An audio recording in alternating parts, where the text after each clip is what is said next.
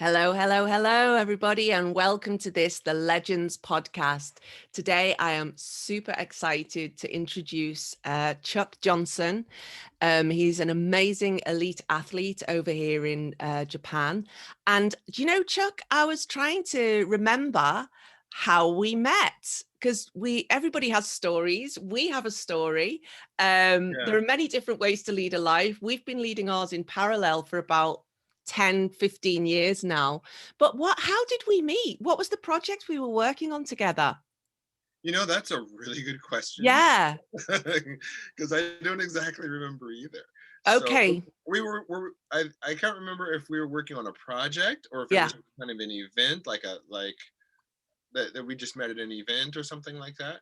Or it could have been were you involved in business consultation at some point as well? Yeah. So I think we both worked for the same company. I think I was part of the company, the corporate training company. Yes, And yeah. you came in as a freelancer. And so were you there in a capacity as an entertainer or were you there in a capacity as a consultant?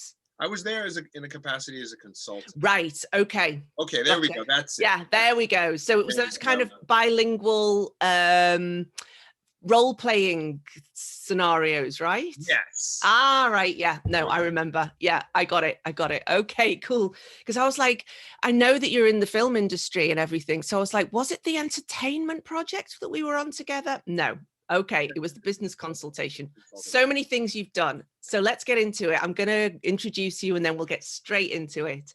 All right. So Chuck is the CEO of Quiet Flame Productions and has been based in Tokyo for almost 20 years. He is a former American Taekwondo champion and celebrity bodyguard and made a name for himself as Japan's first non-Japanese stuntman.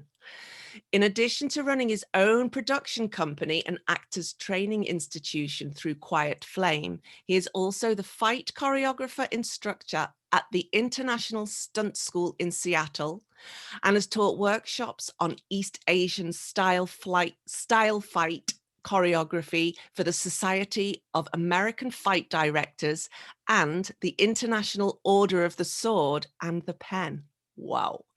He has appeared in over 100 TV shows, films, video games, and TV commercials internationally, and has recently launched Strong Body Japan, which teaches people how to better care for their bodies through functional fitness training. So this is why I knew this was going to be an interesting interview and how fascinating. So Chuck, let's start at the beginning. Why don't you tell me about your background, your ancestry, and your childhood? Okay, wow, that's a long conversation. I know. That's like 6 hours right there. Wow, where do you even start? So, okay, I'm from Michigan in the States. We call ourselves Michiganders. I'm a Michigander.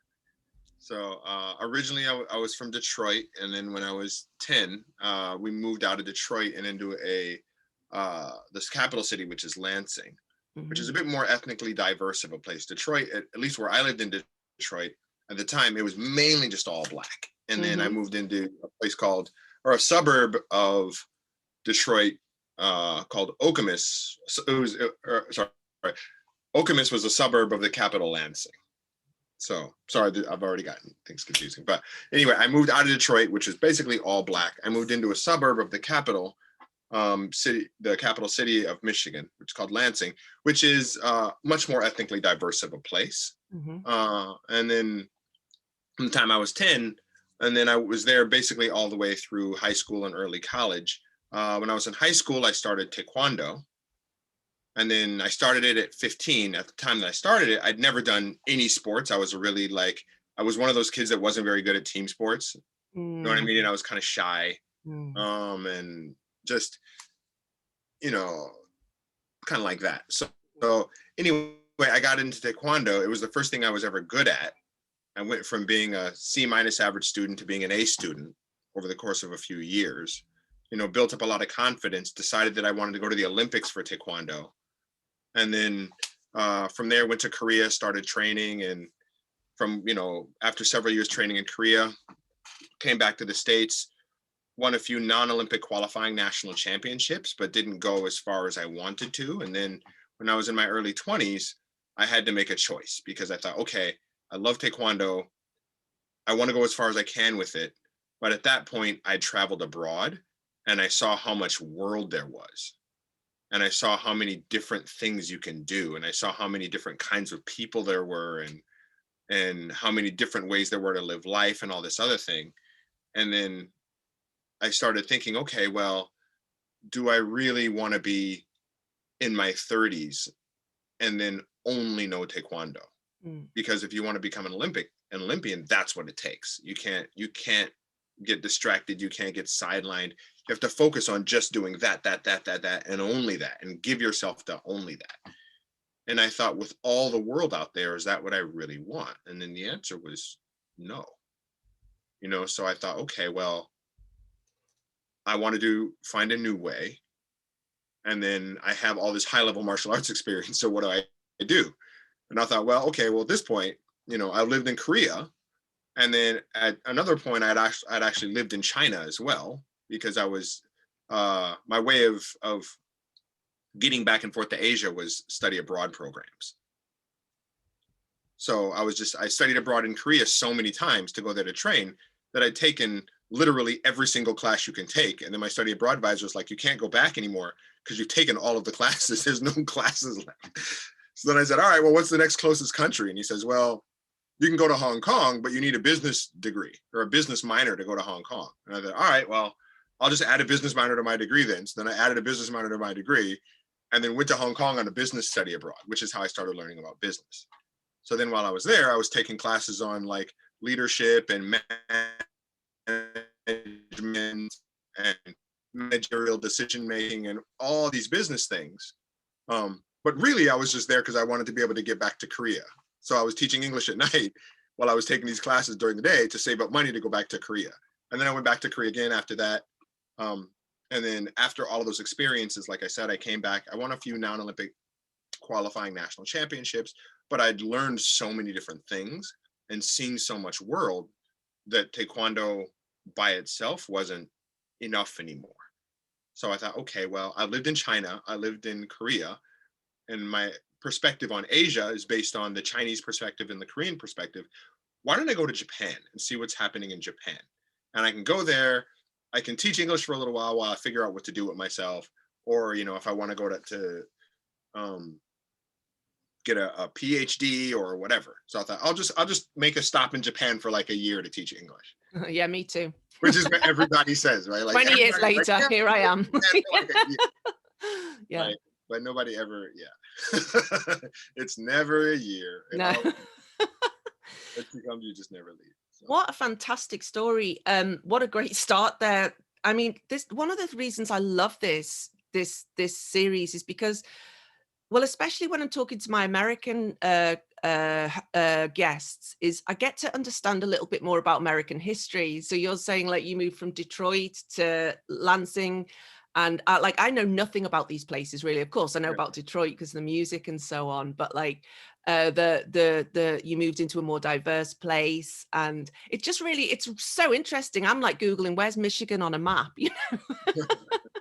Terrible, but it's so fascinating. So that's the first thing to note, is that I've just realized what an amazing kind of education in other people's countries I get doing these interviews. Then the second thing is like, do you have brothers and sisters? I do. I'm the youngest of 6. So I'm just going to turn your video off, actually. Okay. Yeah. Stop video. Okay. All right, go ahead.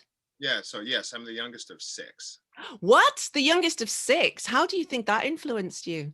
I think it had a huge influence because basically it was one of those things where, how can I put this? Like, because there were so many of us. Yeah. A lot of my time was kind of spent just figuring things out on my own and just going to do things on my own. Mm-hmm. So whereas I kind of feel like, had I been, for example, an only child or one of only 2, then my parents probably would have spent a bit more time like guiding me in this way or guiding me in that way. But because there was just 6 of us, they're like, Chuck's fine. We'll just let him do his thing. Chuck's fine. So a lot of a lot of my time was just spent kind of exploring things on my own and then figuring things out on my own, and then just kind of hustling things on my own, So I think that was one of the reasons that it wasn't necessary. Going to Korea wasn't all that scary for me. Yeah. Is because I was just used to just doing things by myself at that point. And then I think the other one is going back to the whole, diversity thing. One of the interesting things about America, and I'm sure that the UK is the same way. I'm sure that there's, most places are the same way, but, you have so many different people living in the States, and you have concentrations of this people here and that people there. Yeah. And, when I was living in Detroit, like I said, it was just, my world was basically all Black, right? Yeah. And then when I moved into, the suburb that I went to, Okemos, all of a sudden that was my first experience kind of becoming an ethnic minority, quote unquote, and my first real experience with culture shock and with meeting people that, even though we all spoke the same language, that, like, people just do things differently and they talk differently and they wear different kinds of clothes and, they like different kinds of foods and things. So, just as, even though it was within America, just as a 10-year-old, I'd already had my first experience with culture shock, quote unquote. Interesting. So that actually made going abroad way easier, because I was already cognizant of the fact that, like, okay, I'm going to go to this place where everything is just different. Yeah. People are going to be different, but I already knew what that was like. So it was much less scary. So interesting. Yeah. And what do you think the influence of that was on you then? So you went from Detroit and then you moved over to Okemos. How do you think that influenced you, in addition to that kind of transitioning over? Can you remember how it felt or what you thought at the time?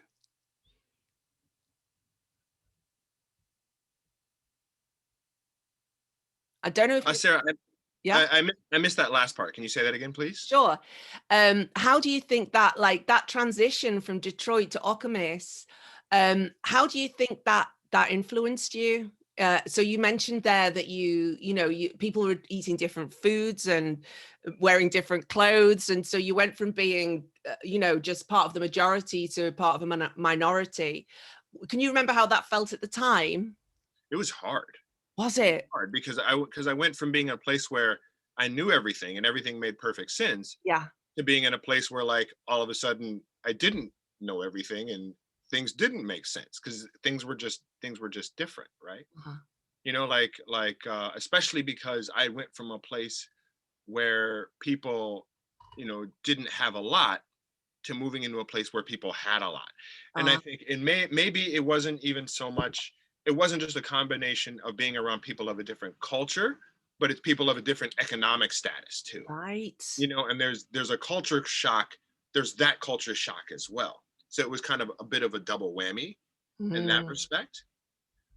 But the thing that I got from it, and I think it's something that is so important for everybody to realize in one way or another, is that there's there's so many different ways of seeing the world. Yeah. And that there's no, and these, this group of people will think this way, this group of people will think that way, this group of people will think that way, and everybody thinks that they're right. Right? Or everybody thinks that, like, the way that they see the world is the natural way of seeing the world. But in actuality, there is no natural way of seeing the world, quote unquote, or there is no natural way of perceiving life, or there's just this perspective versus that perspective versus that perspective. And I think, realizing that, it makes relating to people that are different so much easier, because you're like, okay, well, this is a person that's just raised to see things very differently from me, but that's okay, because that's just how they were raised. It's not because they don't make any sense, or it's not because they're dumb or whatever. They just see the world in a very different light than I do, because of how they were raised and because of where they're from. Love it. And I think you touched on something really important there, which is culture shock, but also economic shock. Yeah. But also, like, it's funny, Chuck, you've put beautifully described, when people say to me something about, well, it's just common sense. I always think there is no common sense, because especially having moved to Japan, you realize that you know, here silence is very important, but where we're from, filling silence is very important. And so it's common sense to keep talking, Yes. but actually it's common sense here to allow the silence to open up and to read that too. Do you know Mhm. what I mean? It is Yeah. complete. And I love that you call yourself Quiet Flame. This is all starting to make perfect sense to me now. Like you said, you were very shy when you were young, and I'll go into that a little bit more later. But I think you know Lisa Lowitz, right? Yes. Yeah, the lady who runs Sun and Moon. So she was the last person I interviewed on the podcast, and her story reminds me of yours a little bit, but in reverse. So she went from the Midwest Mhm. to moved to California, and she went to the same school as Kamala Harris. So Wow. she kind of went from like so Midwest, then down to Key West, and then across to California, where she was in a mostly Black school there, she said. But what you're talking about here, I think, with the culture shock and the economic shock and the kind of the different ways that people think, was she met somebody, her boyfriend's mum, who had a PhD, and she was like a concert pianist or something along those lines. I can't remember what it was. And she had a different perspective again. Yeah. So she kind of said to her, "Oh, you could go to college or whatever." And you're just reminding me of this kind of, when you're exposed to different kinds of things, you understand the breadth of common sense. Does Yeah. that make sense? Like the It makes breadth, perfect sense. yeah, like the breadth that what happens at the edges, what happens along the bell curve, what happens, like it's the way that we look at the world is actually, there's much more at the edges. I was raised as a Roman Catholic, so my common sense told me all these, you know, cross sign of the cross, and you know, and all Yeah. these different kind of rituals. And then my friends who weren't Catholic had no idea what they were doing when they entered my church. But to me, that was just part and parcel. Like it's literally embedded in my muscle Yeah. memory. So it's just you're just giving so much texture and so much depth to this for me, Chuck. Yeah. Yeah. Yeah. I think it's, and one of the interesting things that I've noticed about Japan as well, because in Japan it's quite homogenous here, right?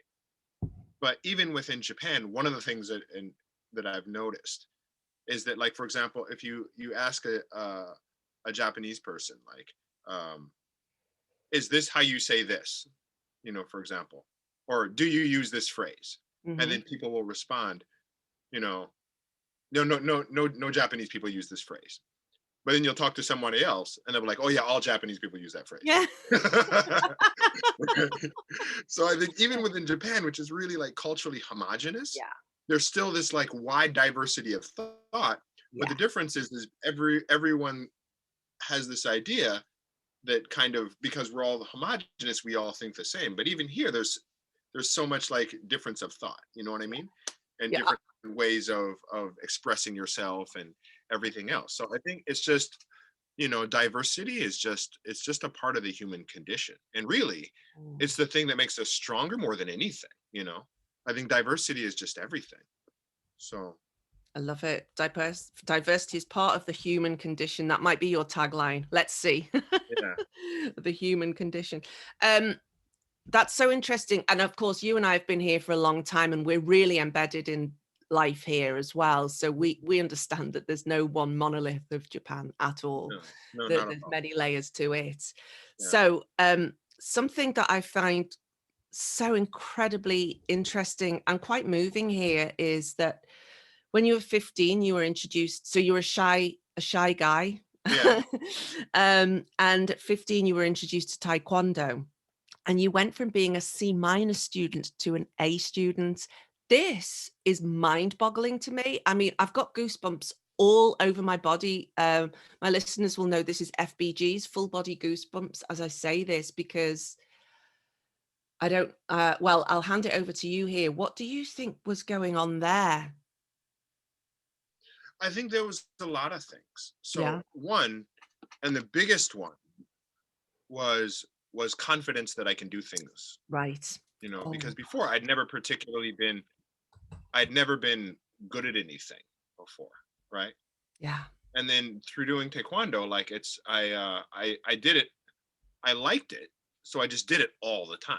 Yeah. And then because I did it all the time, I got good at it. And then, you know, I mean, I became a Michigan state champion 6 days after I got my black belt, Wow. after only 2.5 years, you know, Yeah. and I beat people that had been, you know, black belts for 10 years or longer, you know. And then what I came to realize that, like, okay, in actuality, so much of people's ability to do anything is just, it's in their confidence in whether that they can do it or not, Oh, whether they can, bingo. you know. And people, they always think, I can't do it, I can't do it, I can't do it, but really it's just putting in work, you know. And there's this thing where, like, in the beginning, you just don't know how, because it's new and it's different, it's weird. And then you just put in time and put in time and put in time and put in time.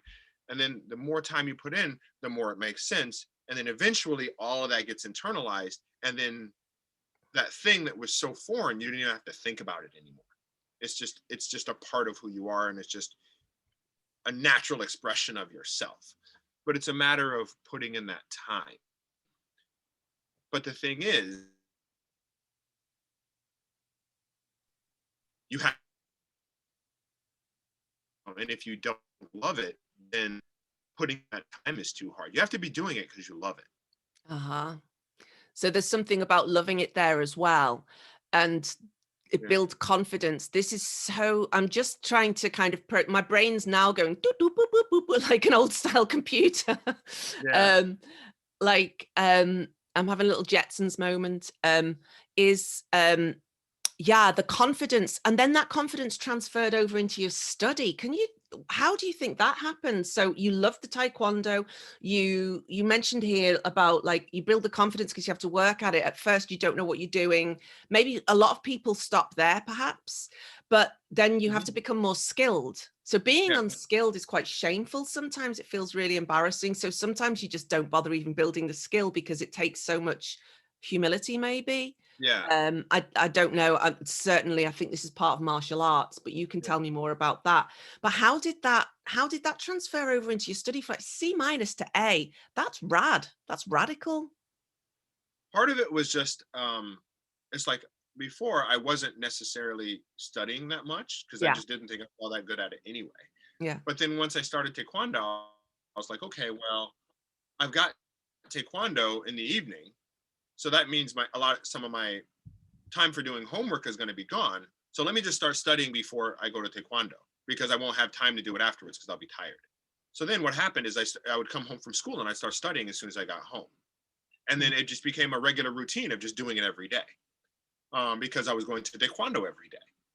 So then, whereas before I would just procrastinate and I would put it off, and it was, part of it was simply the time crunch, Yeah. you know, because I had less time, I put more work in early on. Wow. I had less time, so it made me more time efficient. Mm-hmm. And then I think the other thing is concentration. And this is one of the things, because I teach taekwondo now, and this is one of the things that I teach kids, is how to just develop a razor focus on something. You know, where you just put everything else out and you just focus, and you just do one thing, you just do it and do it and do it and do it and do it until it becomes natural. So, and then basically I realized, okay, well, you know, maybe it's not that I wasn't good at things or that I didn't have a natural propensity to be good at things. I just needed to put in time. And then once I realized that, then I thought, okay, I can do whatever I want. I just got to be good at it. And being good at it is just putting in time. So then I just developed this incredible, I guess, passion, for lack of better words, of just wanting to master everything. Where it's like, okay, I mastered this. I wonder if I can master that. And I wonder this. And I wonder if I can do that. You know, and then I would just go through this process of just choosing something and then just digging into it and then just driving into it until I would get it. And then every time I do that, I would get more and more confident. So I would take bigger and bigger and bigger leaps. So, and that's kind of what led me to the point of all of the things that I'm doing now. It's just this process of doing that over and over and over again with a lot of different things. Amazing. Do you think there's a physical element to it as well with the concentration, that like actual physical activity helps you to concentrate too? That too, because when you exercise a lot, you get a punch of endorphins. Okay. You know what I mean? Or Yeah. there's a lot of chemical benefits from exercising in your head, right? So you're way, way, way less likely to get depressed, and like even when you don't feel good about something, you go and you exercise, and then it resets. Because whenever you leave exercising, you feel better. So you're like, yeah, it wasn't that bad. Love it. You get a daily reset, right? Instead of having a problem that just like slowly bogs you down over time, you reset every day. You reset every day. You reset every day, and it's like getting these punches of positivity every single day that just keep you in a much better mood. And Mm. yeah, I mean, it's a lot of that came from purely the physical activity, Yeah. you know. Yeah. So it's that marriage of like the confidence that you build from building a skill and mastering it, plus the actual kind of physiological impact that it has on you too. Yeah, Amazing. exactly. And I Absolutely amazing. and I think another really good thing about martial arts in general is, in particular, martial arts that have belt systems, Uh-huh. is that basically, I don't know if it was by design or if it's just something that naturally kind of evolved within the systems, is that belt systems more than anything teach short-term goals and long-term goals. Say more. You know, yeah. Said your belt systems more than anything, what they teach you is how to engage in short-term goal setting and long-term goal setting. Because you're Oh, like, all right, my long-term goal is going to be getting my black belt. My short-term goal is going to be getting my yellow belt, in 2 months. And then you get your yellow belt and you're like, all right, well, cool. Still looking at the black belt. Next up is orange belt. So then it kind of wires your mind to think, okay, what's my goal, short-term goals, and what are the steps to get there? It just wires you to think that way. And I think that's another thing that just makes you very, very effective at going through life through martial arts training. so good, Chuck. I mean, I can relate this to so many different things. Learning a language, short term, you need to know how to say excuse me, please, thank you. Long term, it's a different story. Or in the business context that we used to work in as well, it's like, how can you get through this week's meeting in English, if we were working with Japanese business people? And then what's the long-term goal is how can you really master it so that you sound masterful in those meetings rather than kind of just doing the minimum. Yeah. Or for my clients, if they've got financial goals as well, it's like, okay, what can you start to pay off this week and how can you earn more? And then what's the long term? Like, do you want to buy a house? In that case, this is what we need to Mhm. line up there. It relate, like you said, it's a way to do life, right? Yeah. Goal setting is just huge. Yeah. It's something that a lot of people, they just don't, it's one of those things where you kind of learn it, you learn it from something, right? Hmm. A lot of people will learn it from their parents, and then in my case I learned it from martial arts, but it's something that some people, they never get a chance to learn at all. Yeah. But people that learn it, they just go through and just hammer through their goals, Mm. setting up daily to-do lists. You're like, all right, what's the goals for today? I got to get Yeah. this, and this done. And then, all right, well, what's the goal for the end of the week? What's the goal for the end of the month? Yeah. What's the goal for the end of the year? Yeah. Right. Yeah, exactly. Here's mine. There we That's go. my daily to-do list Beautiful. every Beautiful. day. Yeah, but you know what? You're really motivating me here to get out and be more physical, and just and appreciate the space around me and make sure that I do something like that every day and perhaps even build a new skill, Mm. just to humble myself to that and see if I can get some level of mastery. So, I, Chuck, you're already adding value to old Sarah's life here. Oh, well, thank you. Thank you.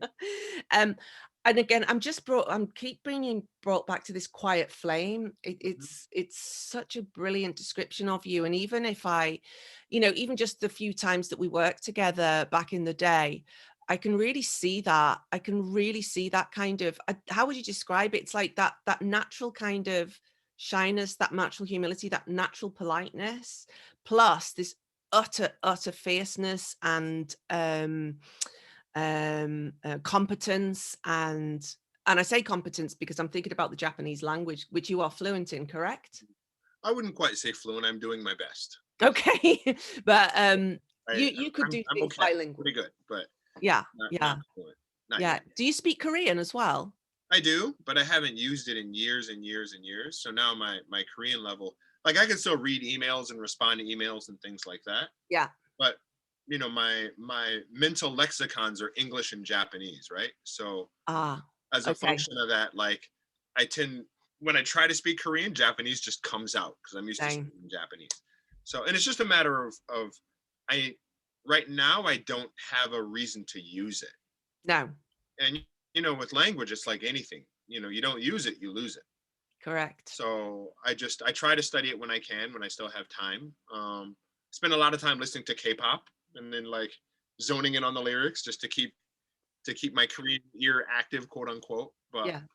uh, in so much as I have no output for it, it's hard to hold on to right now. How But about Chinese? I do speak a little bit of Chinese too. Um, So, and I started studying it several years ago, largely because I thought, okay, well, maybe this is something that'll be useful. So let me Yeah. go ahead and study it. And then one of the things that I found that's so interesting is that, aside from developing confidence, the broader spectrum of things that you study, there's just a there's just this synergistic impact on everything that you know. And you start like noticing all these parallels, and you start kind of coming up with completely new ways to perceive things because your base of knowledge is so wide, right? Mm. So I love that synergistic impact on everything you know. yeah, Tell me more about that. yeah. So it's I don't quite know how to describe it because it's so abstract. Okay. But I mean, like um studying taekwondo made it easy for me to also learn karate. Learning karate taught me a lot of things about Okinawa because Okinawa is where karate is originally from, which taught me a little bit about like the history of Okinawa and the evolution of the relationship between Okinawa and Japan and all that. Studying both of those, and then studying karate also helped me learn Japanese, and then studying that it just led me in another direction. You know, it's really fascinating, and I wish I could have thought this through before because the question just came up, but I wish I could have thought it through before so I could find a way to better articulate it. But it just seems like, when you have this really wide base of knowledge, you just look at things from a completely different perspective. I'm So, I'm hearing. okay. Yeah. Um, okay. Another example. Yeah. So one of the things that's happened as well is that like I've, as a function of studying Japanese martial arts and then learning how to use swords for films and things, I also started getting interested in kimono, and then I started studying kimono. Right, so then I've been studying kimono for years on my own now. Right, Mhm. and then as a function of that, one of the opportunities that I've noticed, and I don't know if I ever act on it, but I come from this video background now, having a film production company, and then because I'm studying kimono, I'm around kimono people all the time, and then I've noticed that there's a lot of people who are doing kind of still photography of kimono, but there isn't anybody that's really good at videography. And then I thought, okay, well, I've got a video production company. Here's an opportunity that I don't really see anybody acting on, and then because I understand kimono from the inside, I would know how to capture the imagery really well because I would know what's important in it. Like I would know what to focus on and because I understand kimono from the inside instead of just being a video guy who has no internal knowledge of it, right? Mm. So, that's and who knows if I'll have the time or whatever, but I mean, and who knows, like I might have just said that and just gave that to somebody else. Like, that's a great idea, right? but if somebody else acts on it, then that's cool too, because it's just an idea. But But that's Yeah. another thing I was thinking, okay, well, maybe this is another interesting thing I could do is I could spend, when I have extra time, I could work as a videographer for kimono people, because you see a lot of beautiful still images, but you don't really see really good video of it, you Mm. know? So It's very interesting listening to you speak, and you say, "Oh, it's very abstract," and I can see you kind of trying to get these examples together. But that one of the beautiful things I think about this side of the world and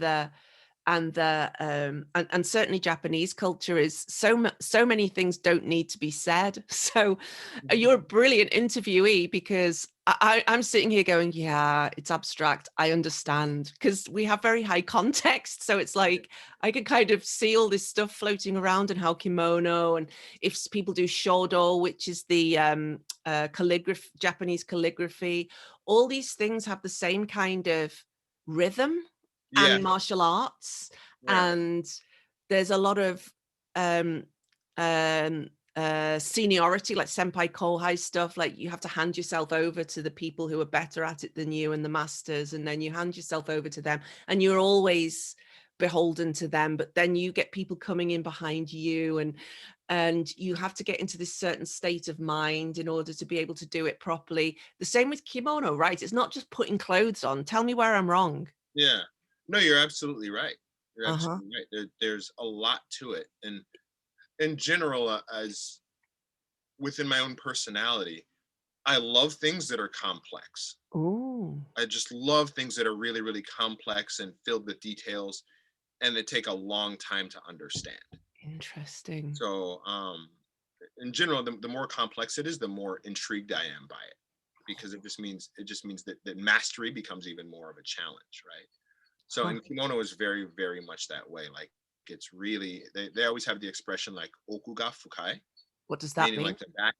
It means the back is so deep, meaning like when you look at like kimono, there's so many kinds of fabrics, and every kind of fabric you choose has this kind of meaning.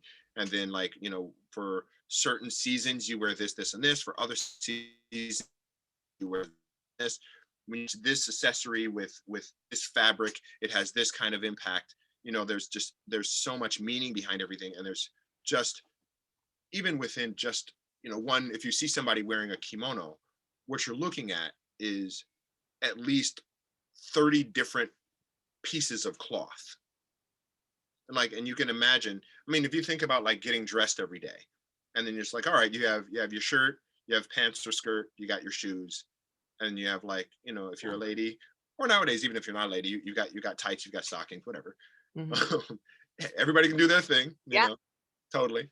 So, but I mean, if you look at like how we dress as Westerners, quote unquote, you're looking at maybe like 5 different items of clothing that everybody can perceive. Yeah. And then you think of all the different combinations that offers, and all the different ways you can express yourself with those 5 articles of clothing, right? Mm. Now imagine that there's 30 pieces of it, Mhm. and that some of them are just like, for example, even like I'm looking at the necklace that you're wearing under your collar, Mhm. right? And that necklace says something Mm. about your character and about who you are and about your fashion sense, or about the kind of glasses that you're wearing, right? Mhm. Like it's all those little things. And in kimono, there's just a ton of them. There's like lots and lots of them. So just the propensity for expression Mm. is super high, right? And like the ability to create art with it, like wearable art, is so high because there's so much you can do with it. And I think that's one of the things that's so fascinating to me about it is one, because it's so complex, there's so much freedom for expression within it. And then there's so many different ways that uh you can create something that has visual impact. And maybe I like visual impact because I have a film production company, so Yeah. I'm a visual guy. I think visual, and I think colors and movement, right? So I don't know, maybe that's part of it as well. Beautiful. Um, you've just expressed so many things about Japanese culture there. Um, and because none of that can be harried. You can't Yeah. harry putting a kimono on. I can remember now the very first yukata I got, and it was only, a yukata is a summer weight kimono for those people who are listening who aren't from Japan. So you can get them in Uniqlo. So you may have seen them in your local Uniqlo. Excuse me. And um, but even then, my Japanese students who I had in the first year that I lived here came round to dress me, even though it was all kind of ready made. They didn't have to tie the bows or anything, but they came round to dress me so that it was just so that everything sat just so. Mhm. And I love how you've made it really relatable for me to like notice the things about myself, like noticing that, and like these little things.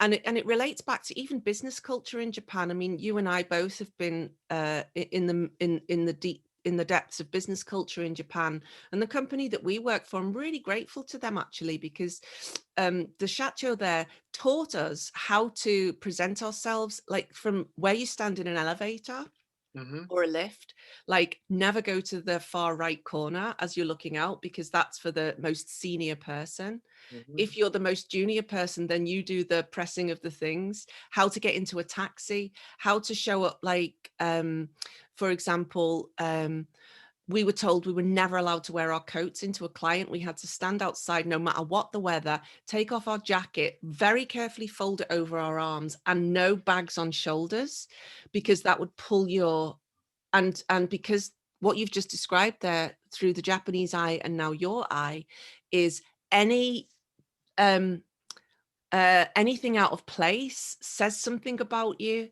So Yeah. it's that kind of unhurried. So that's why you need to show up like 20 minutes early for any meeting, so that you can prepare yourself and make sure that everything's in place, because every small detail will be noticed and picked up on. Yeah. And it's a beautiful thing actually when you put it like that. Of course, for me, like if I'm legging it through town in rainy season and then I have to kind of make myself presentable outside the client before I even walk through the door, and I'm not allowed to put my heavy bag with my computer in it over my shoulder, I have to hold it like in my hand like that and my coat over the other side. It's just annoying. But now I see the beauty and the respect inherent in that system. Does this make sense, Chuck? It makes perfect sense. It makes Uh-huh. perfect sense. And I think one of the things that's really that I've noticed about successful people Hmm. in general is that this is one of the ways that I think, being involved within Japanese culture really, if you take it seriously, it really, really breeds you for success outside of Japan as well. I've noticed that with very, very successful people, they're oftentimes very detail oriented. Like they notice little things and they notice details. Hmm. Partially because oftentimes, successful people, they just get pitched at all the time. Hmm. So, if you have 100 people asking you for something, who are you going to choose? You're going to choose the guy that nails everything, not the guy that nails like some of it, or not the guy that nails 70% of it. You're going to choose the person that nails everything, right? Mm. Or, if you're getting pitched at all the time, some of those people are going to represent risk or could potentially be dangerous. So you have to keep your eye out for red flags. Mm. Like what's a red flag that this person is going to mess up, or what's a red flag that this person doesn't actually know what they're doing. Mhm. And your presentation is a big part of that. Oh, yeah. Yeah, like Yeah. it's a big part of it. So So that really, I think this is a nice pivot point to come into kind of what you're doing. Like, how did you get to, this is such a, I mean, this is a really sexy profile, right? You've been a bodyguard and a celebrity bodyguard and a taekwondo champion. And it's a really kind of interesting profile. So I'd love to kind of get into this, the stunt school bodyguard. Like, tell us about how all these things came about and where you're at now. yeah, I mean, a lot of this stuff, it was just I would an opportunity would just kind of fall into my lap Hmm. I just happened to be in the right place at the right time, and then I see an opportunity and then I just run with it and just kind of figure it out Hmm. going, so um bodyguarding was very much that way, Hmm. because the way that it started is that when I first got to Japan, I was at a party, and then I met, a Japanese guy who went on to become one of my best friends for a very, very long time. And then he said, you know, you look really strong. What do you do? And I said, oh, I'm a Taekwondo guy. And then he said, oh, I'm a Taekwondo guy too. And then he said, are you a champion? And I said, yeah. And then he said, oh, I'm a champion too. We should go fight. So I was like, okay, let's go fight. So then we just went to go fight because that's what, at least with young martial artists, that's what you do. You make a friend and then you fight them to see how good they can fight. Right. Nice. And then we went and then we fought. And he's like, you're really good and you look really strong. I work as a bodyguard. You should do it with me because it'd be nice to have a native English speaker. And this was 20 years ago when there were far less native English speakers. Sure. So, and he said, you're physically strong, you're physically large, you speak English. I think you should be good. You should do this. And I was like, all right, well, I've never done that before. So then I just had to go through the whole training course completely in Japanese when I didn't even speak Japanese yet, which was just rough, but then I just got into it. And then, you just do your best every time and you make some mistakes, but hopefully they're not big enough mistakes that they cost you your job. And then you think, okay, well, this was a mistake. Let me not do that again. Then you make another mistake the next time. You're like, well, let me not do that again. And you just keep doing that until you just don't make any more mistakes. Right. So, and that was how that kind of panned out. And then it was the same thing with getting into doing stunts is basically at the time I was already doing bodyguarding, but it was sporadic. So I just wasn't quite making enough. So a friend was like, all right, well, you're pretty muscular. So maybe you could try modeling. And I was like, all right, well, I've never done that before. What do I do? And they said, oh, here's the number of an agency.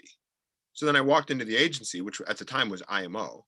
Mm-hmm. And then I said, all right, I want to do this modeling thing. What do I do? And they're like, well, what are you good at? And I was like, well, I'm pretty good at martial arts. And they said, oh, well, we're casting for a movie and we need martial arts guys.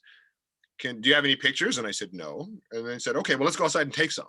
So I ran outside, took my shirt off and got one good picture of a flying kick. There was like a wedding going on in the background or something, right? And I'm just like, doing this flying kick in front of this wedding. There's one good photo. And then they sent it in to the casting agency. They had closed casting an hour ago or an hour before, but they saw the picture and they're like, man, why not? He's good, send him in. So then they sent me in and then I auditioned and I don't think I did a fantastic job, but again, I did just enough to get in.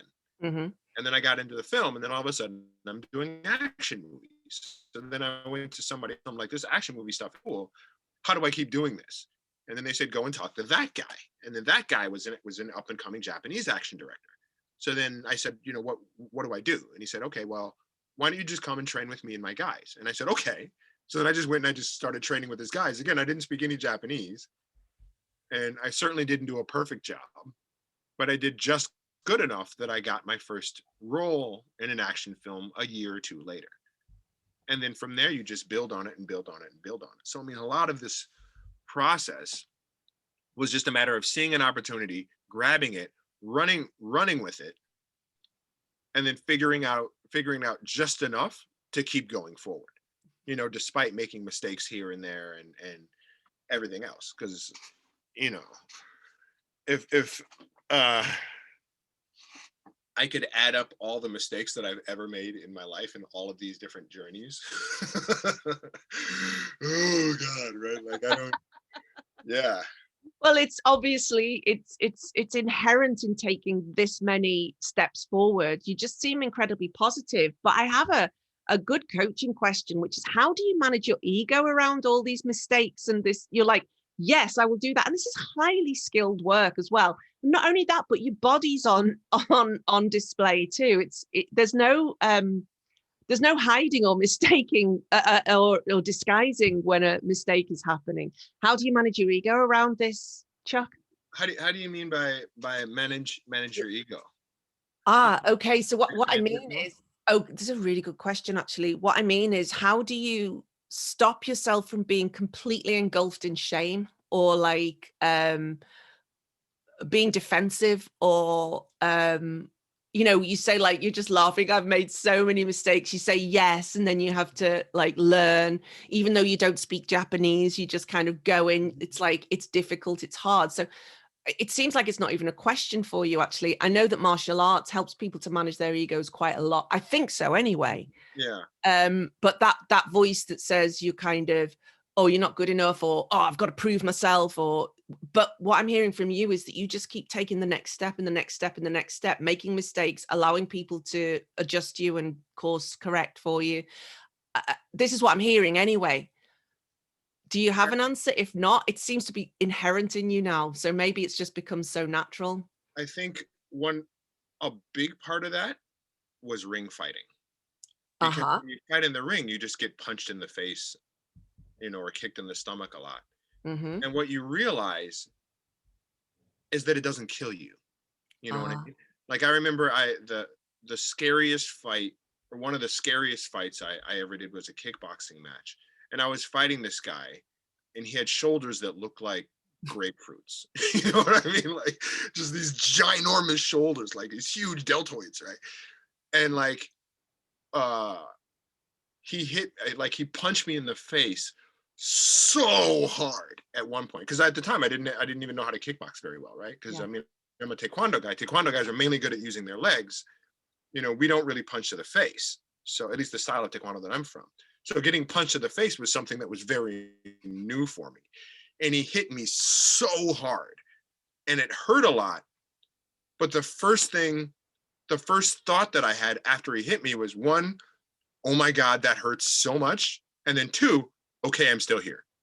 Was thought number three. It did knock me out. I'm still here. I'm still on my feet. I'm still cognizant. Let me not get hit again. Right. So, and just that having that thought that you realize, okay, this mistake is not going to kill me. Yeah. I mean, it hurts, and that sucks, but whatever. It's just not going to kill me. Right. And it's such a small realization, but it's such a huge realization at the same time. Because people get so worried, like, oh my God, what if this happens? And what if that happens? And what if that happens? And if it happens, it just happens. And the question is like, all right, well, what are you going to do? Like if it happens, just do something. Yeah. And I know there's been, there was another fight I had where I was fighting for, it was the gold medal match for a tournament called the US Gold Cup. And then, right at the beginning of the match, I went to throw a high kick, and the other guy counter kicked, and he hit me while one of my legs was up in the air. So my hamstrings were extended. So he kicked me in the hamstring when it was already extended. And you're all this stuff, it's all one system, right? Take out one leg, basically you're taking out both legs. And that was right at the beginning of the match, and which is just your worst nightmare. But at the same time, I just had to figure it out. I just didn't have a choice, because I was in the ring with him, and if I didn't do something, he was just going to beat me up, So he took out both my legs, and then I was trying to just kind of avoid getting hit. I saw one opening, and when he was attacking me, and it was painful as hell. But I just wound up and I kicked him as hard as I could that one time, and it hurt because my legs were already injured. But I got him, and I got him really solid, and I got 1 point. And then the rest of the match I spent running because I couldn't do anything else because I was in so much pain. But I won with that 1 point, and sometimes that's what it takes. You even when you're getting hammered, I think one of the things that I teach little kids when I'm teaching them how to fight is how to keep your eyes open even when you're getting hit. When you're getting punched really hard, the natural inclination is to close your eyes. And as soon as you close your eyes, you can't see what's happening. So one of the things that I do with them, and as I stand them up and I say, okay, put your guard up. I'm going to hit you. And even when I'm hitting you, I don't want you to close your eyes. Keep your eyes on me. Keep your eyes on me. And I'll sit, and I don't hit them hard because they're little kids, but I'll just hit them quickly with the target and just make them not blink. So, and part of that, it isn't even so much about ring fighting. It's about knowing how to not shrink and not blink when you're getting hit in life, and just being like, all right, how do I take this hit? And then just keep my eyes open and keep moving forward and just let it roll off of you. Right. This is amazing, Chuck. This is like, oh my God, I feel like I'm just getting an amazing download. I feel like I'm in the Matrix and you're Morpheus.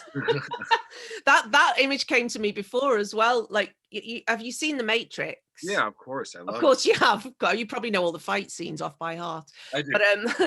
But when all the guns come in like that, there's something you said earlier just reminded me of that. It's like where you get these like mad downloads of things where suddenly things fall into place. It's like when you're telling me these stories, I mean, you're a real sage with these stories. You may not know it, but you're like putting it all together for me now. It's like, I feel like it's when all the guns come in and suddenly I'm getting a download. But first of all, I'm a systems coach. So that's what my training is. So when you say it's all one system and when your leg gets taken out, then the other leg's useless and blah, blah, blah. Like that really, like, again, that was a light bulb moment for me. Like, yeah, of course we can relate that to our bodies. It's all one system, but also we're all one system. So if one thing gets taken out, then, you know, everything is impacted by that. And then this is new to me, that you have to keep your eyes open even when you're getting hit. Yeah. And I just love this, Chuck. I mean, this is a metaphor that I'm going to take into my coaching practice. Thank you, sensei.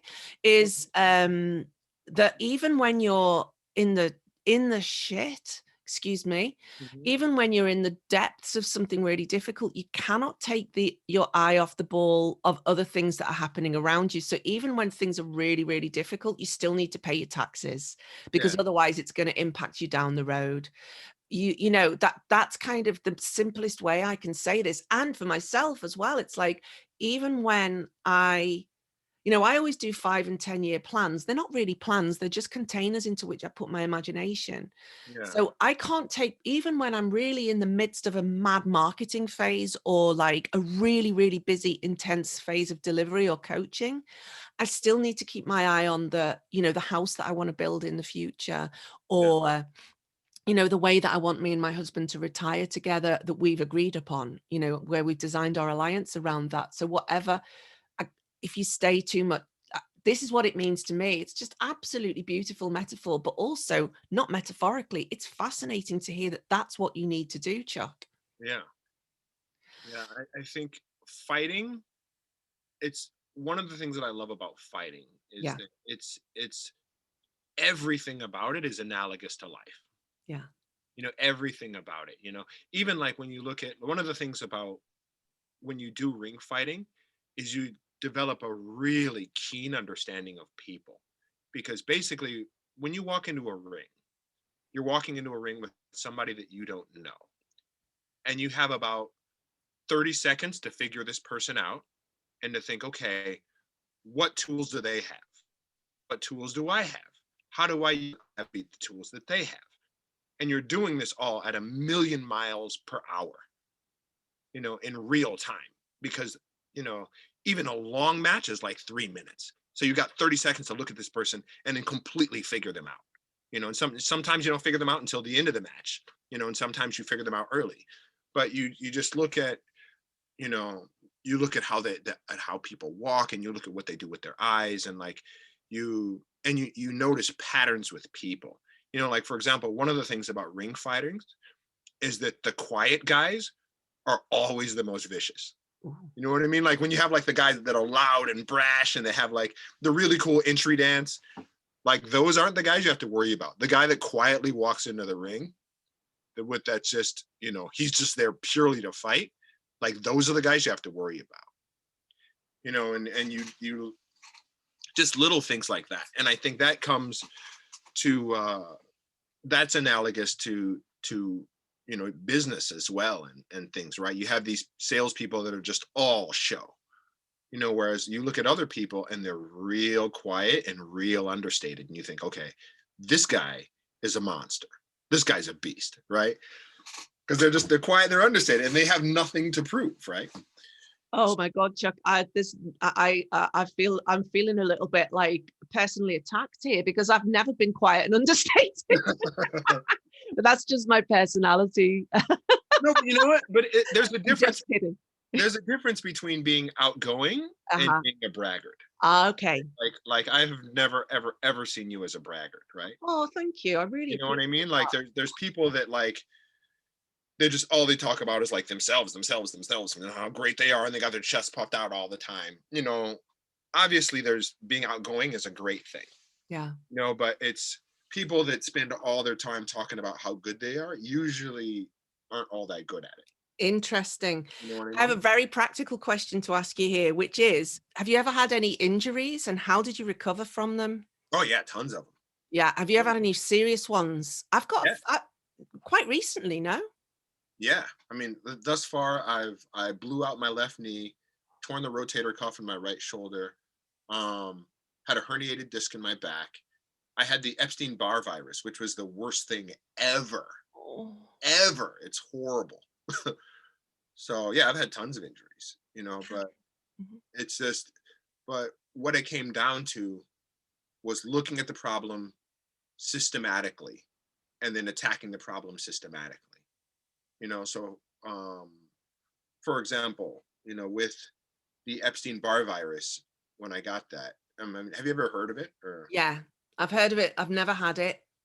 it is the most horrible thing ever if you have it. But basically, I went to the doctor and he's like, "Yeah, I mean, it's a virus. There's nothing we can do. So, Hmm. antibiotics and whatnot is for bacteria. There's a virus. It's not going to help. All you have to do is let it run its course." And then I looked it up online, and it was 6 months to never for recovery.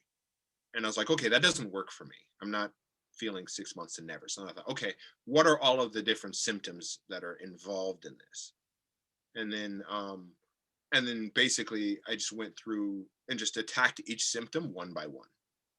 Like for example, one of the problems I was having was a lot of like kidney problems, right?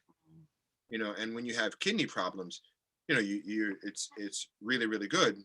One things that are really good for your kidneys is cranberry juice. Hmm. So I just started drinking tons of cranberry juice because it's really good for your kidneys. Problem with that is that another symptom of the virus is that I also had these like huge cold sores in my mouth, right? So, drinking juice, which is acidic, it burned like crazy, right? Oh. So then I thought, okay, well, which is the bigger problem, the cold sores or the kidneys? Kidneys is a bigger problem. I'll deal with that, and then I'll go back to the cold sores later, right? So, and I just went symptom by symptom, thinking, okay, what can I do by myself to treat each of these symptoms one by one? And I would just get rid of it one by one. Mm. And when I herniated the disc in my back, it was the same thing. It's like, okay, I've done something really, really bad to my back. Now, what are all of the potential things in my space that are aggravating my back? And I Mm. thought, okay, let's look at my desk chair. Let's look at the car seat. Okay, what about my mattress? And I just went one by one, and then I got a new back pad for my car, that a full, like a memory room back pad for my car, so that the car seat would be better for my back. And then I changed out my desk chair, so that I got a desk chair, that had neck support and everything else. And then I looked at the mattress, and I'm like, okay, well, let's get a memory foam mattress. And then after that, then I started thinking, okay, well, I'm spending a lot of time. Let's look at how I handle my day and everything that I'm doing within my day. Okay, what can I do to minimize my movement and to have to stop carrying things? Because part of the problem is I was spending so much time carrying really heavy things. That was one of the things that contributed to the hernia, right? So I thought, okay, how can I rework my day to minimize how much I'm carrying? And then I just redid everything to minimize how much I'm carrying. And then, okay, next step, how do I minimize movement? So then from there, it was like, okay, well, let's not, when I'm teaching English or whatever, let's just switch to just doing online. So then I don't have to spend as much time riding crowded trains or whatever. And it was just a matter of just attacking every problem one by one, bit by bit, bit by bit. And one thing that I had heard from a CEO that I absolutely loved, I forgot the name of the guy, but he's a foreign guy, but he owns a company here. Hmm. And one of the things that he said is that basically when you run a business, there's always going to be tons and tons of fires to put out, Yep. constantly putting out fires. And basically the best thing you can do is you just let the little fires burn to focus on the big fires. And then if that little fire becomes a big fire, then you focus on that. But if it's a little fire, you just let it burn. So you can focus on putting out the big fires first. Then if you get all the big fires out, then you go back and then you take out the little fires. And that was basically what I was doing with the recovery. And then it was the same with my knee and the same with my shoulders. I said, all right, well, at this point, what's the first step? Step one is going to be figuring out how exactly it's injured. Okay. Step two, what does rehab entail? What do we have to do for rehab? How long is rehab supposed to take? Step three, am I resting enough? Because if you want to heal, you have to spend a lot of time resting. Step four, am I giving myself enough nutrition? Because nutrition is also a huge part of healing. So then I just went through everything and just looked at it. Okay, what is going to be my system for healing? And then I just created everything and just laid it all out, and then just went, short-term goal, short-term goal, short-term goal, knock out one problem, knock out another problem, knock out another problem until things are fine. And as a function of that, I've made a 100%, pretty much a 100% recovery from everything. Wow, I just love this. Go symptom by symptom, and what's your system for healing? And this again, this just relates so beautifully back to coaching. Like we say, like, remove all our tolerations. What are you tolerating? So remove them and improve things. And we do upgrades, not so you're like buying new smelly candles and stuff like that, but like, what can you upgrade that's going to improve your life? What can you upgrade I've got a standing desk that goes up and down. So that when I, inevitably feel really, so I can put it up and down, but also I got the expensive one that's got a button on it. Yeah. So that I don't have to crank it, or I don't have to think about it. I can just hit the button. There's so many things. It's like decluttering, that's a really big thing. I don't know if you've ever heard of the Marie Kondo and things like that, but like all these different things all contribute to a system's, efficacy, efficiency, how easy things are. This is just solid gold, Chuck. So I now want to kind of transition into kind of landing this conversation. So why don't tell us about Quiet Flame and what you're doing now and what the future holds for you, Chuck? Okay. So with Quiet Flame, it started off purely as a Taekwondo school, largely because I was doing all these things in action and stunts and bodyguarding, but I wasn't doing Taekwondo anymore. And I thought, you know what? I spent 20 years of my life getting very, very, very good at this, and I'm not teaching it to anybody, which means that if I just, I'm going to reach a stage in life where it's going to be difficult to move because of my age. So let me transfer these skills to somebody else while I'm still young and I can still move. Let me give this to someone, while I'm still capable of moving well. So then I started teaching Taekwondo. And then the reason that I wanted to call it Quiet Flame is because I think if you look at a fire is an amazing thing. A fire can it cooks your food, it warms when you're cold, can become the source of a community. If you look at like bonfires and things, the way people gather, and then, fires can create these beautiful things. But if fires become too strong, they can burn out all their own resources and they can hurt people. Right. So I thought, what I think everyone needs in life is to find their own quiet flame, or to find their own quiet fire, right? Where you have this balance of a burning passion for what you want in life, but not so much that it's burning out the people around you or that it's burning out your own resources. It's just about balance. It's about finding balance. So that's what I called the Taekwondo school, was the Quiet Flame Dojo, or Dojang in Korean.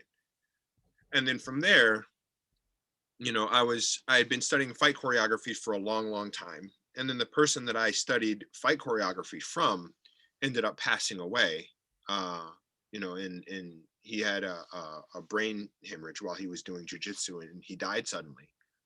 So then he'd imparted all this knowledge of how to teach fight choreography into me.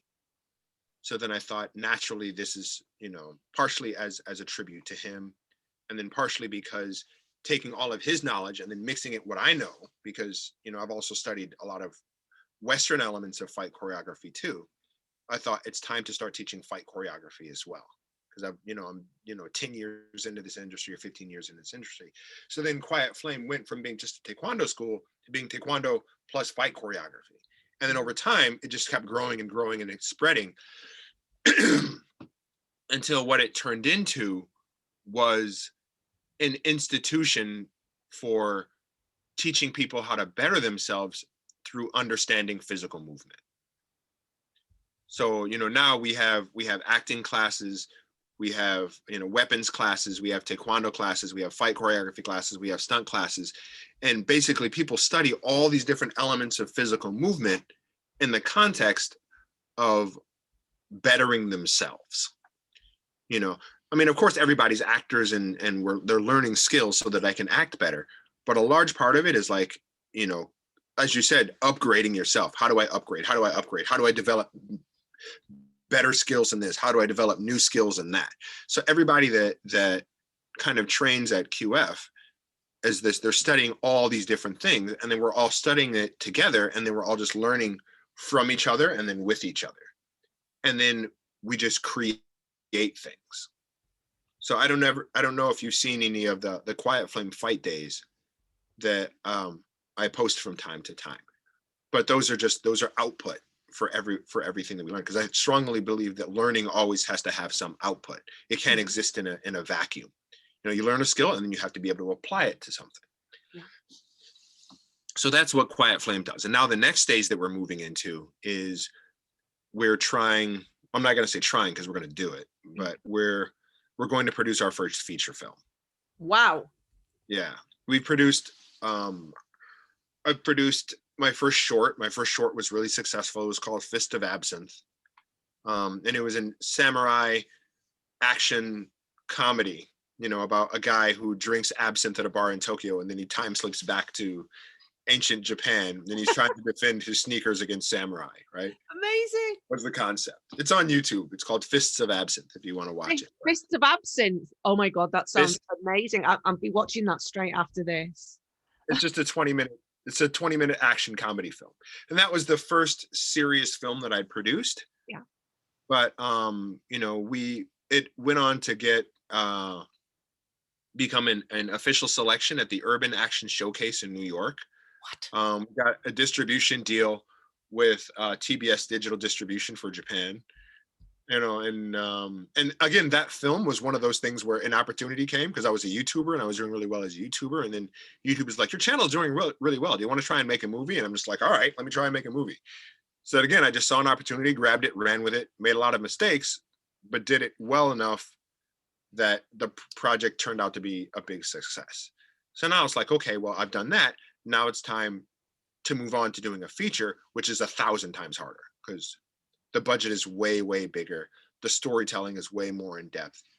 And what I would like to do with this feature is about sex trafficking. Whoa. So, and it's going to be heavy, but the point of it is that basically one of the things that I think is missing from action film, because I love action movies. Yeah. But when you watch action movies, what are you watching? You're watching things blow up and you're seeing robots, but you're not seeing very much story generally, right? Maybe in some, obviously like The Matrix was a beautiful exception of an example, right? Incredible story. But one of the things that I would like to do is to use action cinema as a way to address relevant social issues. Because I think, for example, if, I wanted to do a story about sex trafficking, but the problem with sex trafficking is that, for example, some people that make documentaries about it, there's lots of stuff out there on sex trafficking. But, one of the issues is that you kind of have to be interested in the topic to begin with to watch it, right? Yeah, that's right, Chuck. Yeah. But one of the things that's interesting about action cinema is that if you take this same topic and then you put it in the context of things getting blown up and like crazy cool fight scenes and things like that, then you can raise awareness of the subject while people are being really entertained as well.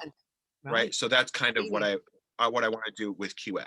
So so this story, I'm hoping to produce it next year at the very, very, very latest, where I've already got my first pitch deck done, and we're in the process of writing the feature script, and I've already got a lot of really, really interesting people on board that love the idea, that love what we're trying to do.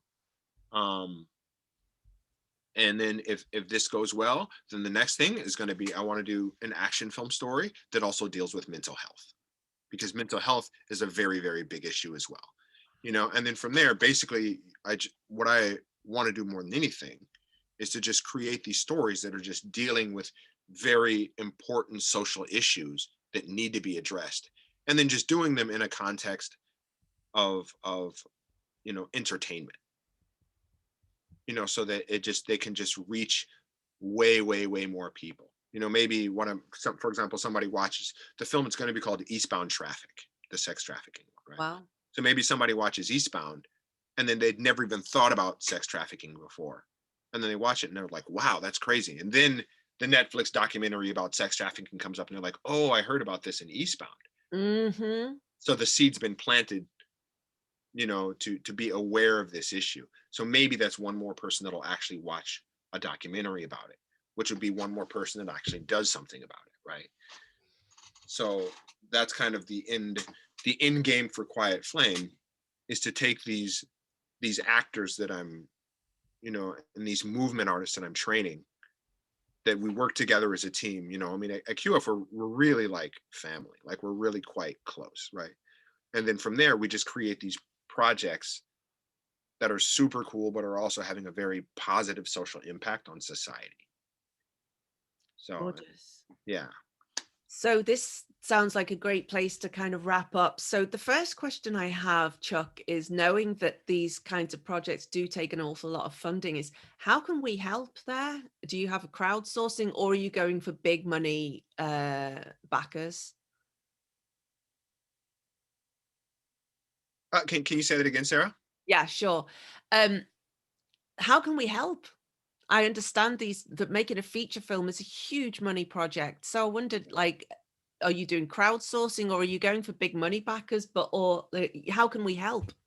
Yeah, I am absolutely going to go for crowdsourcing as Okay. well, Yeah. among other things. So I'm not at the point just yet where we're going to be doing that, because it's one of those things where one of the things that I've learned about um succeeding in anything is to really take the time to Yeah. Yep. get the details right. Yeah. And the timing is essential, and you have to have that So, window and where it's not trickling in. we're moving forward with it, and it's not quite at the point that I'm ready to, yeah, because Ask. I'm Yeah. not quite at the point where I'm ready to tell the world about this um just yet, but Yeah. we will be. We will be. Okay. So Well, at the moment, all I can ask is just hold on and just know that it's coming. yeah, I'm so into it, and I'd also love to know how I can, like, literally contribute, not like, literally, like, Yeah. contribute money Yeah. wise. Because I love I love people who make things, and I know it takes money. It just takes money at the end. So there's that. Yeah. And where Yeah. can we find you, Chuck? Where can people find you? Where's your website? Where's your YouTube channel? Where's your dojo or doja? You said, where is it? Dojo? Oh, it's I'm right at Rapungi Crossing, actually. You're at Rapungi Crossing. Oh wow. Yeah. So it's in a gym called Body Plant. It's the third it's you can't see it from the street, No. but it's a gym on the third floor of a building right by Rapungi Crossing. But if you Google Quiet Flame, Yes. my other business is called Strong Body Japan. Strong Body Japan. Yeah. So Quiet Flame is on YouTube, it's on Instagram, and then same with Strong Body. So we've also got Facebook pages, and same with me. I'm out there, Yeah. YouTube, Instagram, At Quiet Facebook. Flame is Instagram, and YouTube is Quiet Flame as well, and Chuck Yeah, Johnson too. yeah. The names is just it's Quiet Flame Productions, Yeah. and then also Strong Body Japan. Strong Body Japan. Okay, I'll find all those links, and we'll link to them in the show So on notes. YouTube, it's just Strong Body Japan, Instagram, Strong Body Japan, Facebook, Strong Body Japan. And then same with Quiet Flame Productions. It's just the name, the handle's the same. Yeah. So my personal Instagram is Chuck dot the letter N dot action. I am I'm following that. Yeah. Chuck in action. I'm sure people have said this to you before. I have to use every single fiber of my brain to not call you Chuck Norris. Yeah, yeah, Just all the way through. I'm like, it's not Chuck Norris. It's not Chuck Norris. It's not yeah. Chuck Norris. So Chuck, thank you. It's been an absolute delight talking to you today. I had like, I know I can trust my instincts and my intuition, because it's just my brain goes, oh, you must connect with this person and ask them to be on, because I don't know, something inside me just goes, oh my God, that's so interesting. And you've delivered back way more than I could have imagined. It's just been absolutely amazing talking to people who are elite athletes. It's just a different level of being in the world, but it relates back to every single thing that we want to do if we want to have not just a successful life, but a functioning, interesting and peaceful life, I think. So I really, really, really appreciate you. I appreciate you coming on. I appreciate all the wisdom. I appreciate your diversity as part of the human condition, all these fabulous sound bites that you've given me, and you've given me so much juice to share with my coaching community and my clients. And the reason I do these podcasts is because I kind of don't want to spoon feed coaching to people through the podcast. There's loads of people out there who do that way better than me. But what I want to do is I want to give texture to the coaching that I do by telling stories and by relating it all back to people's stories and people's way of being in the world. And through these stories, and everybody has stories, I want to tell them and hear them, and just listening to the so many different ways to lead a life. So Chuck, I can't thank you enough for spending the time with me today and just being such an amazing sage, an amazing teacher and sensei. I've absolutely loved it. Oh, well, thank you, Sarah. Thank you. So It's welcome. really, really been my pleasure too. And one thing I want to say before we close out is that it's, I really do believe that it is all about trusting your instincts. Oh, Because at the end of the day, I don't know how, but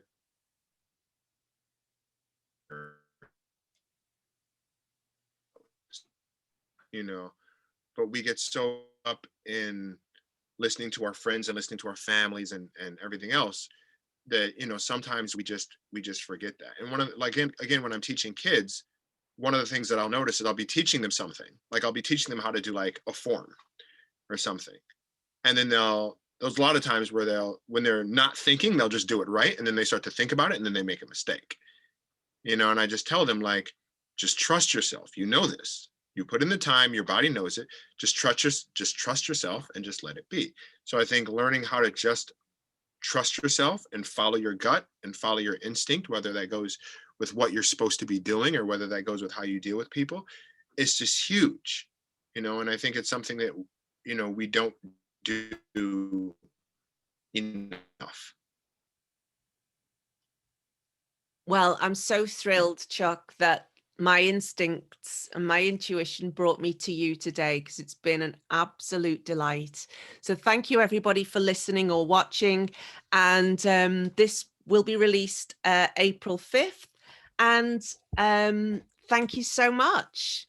Okay. You're very, very welcome. I'm sorry the video didn't work out. It's okay. It's just going to be Quiet Flame on the YouTube channel, plus a few guest appearances from me. Oh, okay. That's fine. Okay. Okay. Thank you for listening, everybody. Okay, thank you.